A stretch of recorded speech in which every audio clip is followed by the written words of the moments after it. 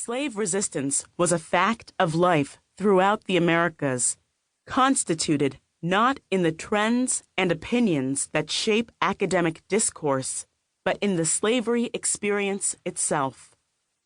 The fields, auction blocks, chains and jails, disease-ridden swamps, whips, damp and drafty residences. These were the settings and instruments that ensured the coexistence of misery and dissent in the quarters. Slave resistance in its many forms is a necessary point of historical inquiry, and it continues to demand research.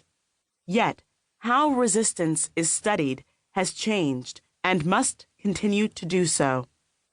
Complicating the questions that inform the study of resistance need not mean abandoning the category altogether.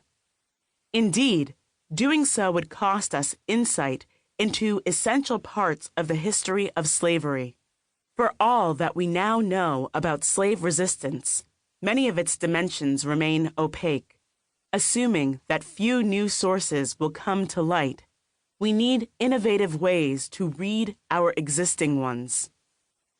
Theories of everyday forms of resistance, those small acts with sometimes outsized consequences, have opened enormous possibilities for understanding the meanings of actions that might otherwise appear to be little more than fits of temper.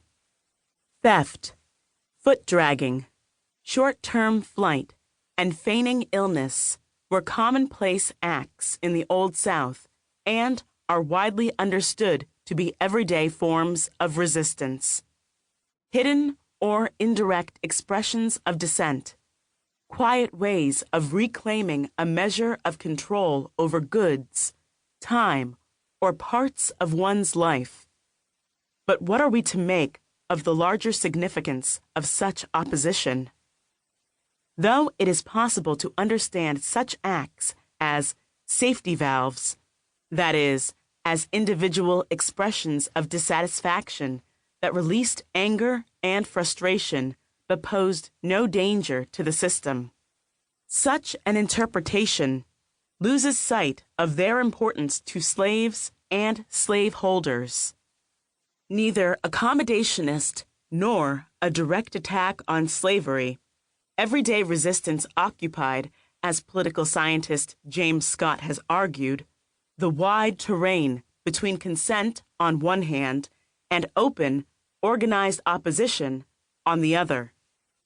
Before the rise of a strong, centralized state in the United States after the Civil War, conflicts between people over everyday practices and more were especially important.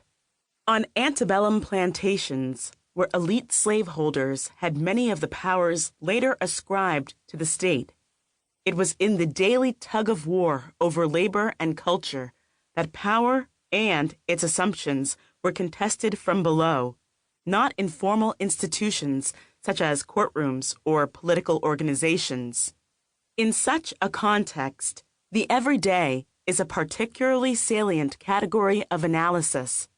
The day-to-day resistance of slaves demands to be understood in multiple ways. To a degree, day-to-day acts of opposition were the result and expression of the dialogic of power relations between owner and owned, part of quotidian plantation relations characterized by a paternalistic combination of hegemonic cultural control and violent discipline that was supposed to extract not only obedience, but even consent from enslaved people.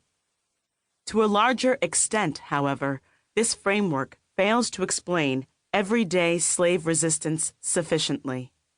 The paternalist model offers an apt theory of plantation management, but an incomplete perspective on plantation, and particularly Black life.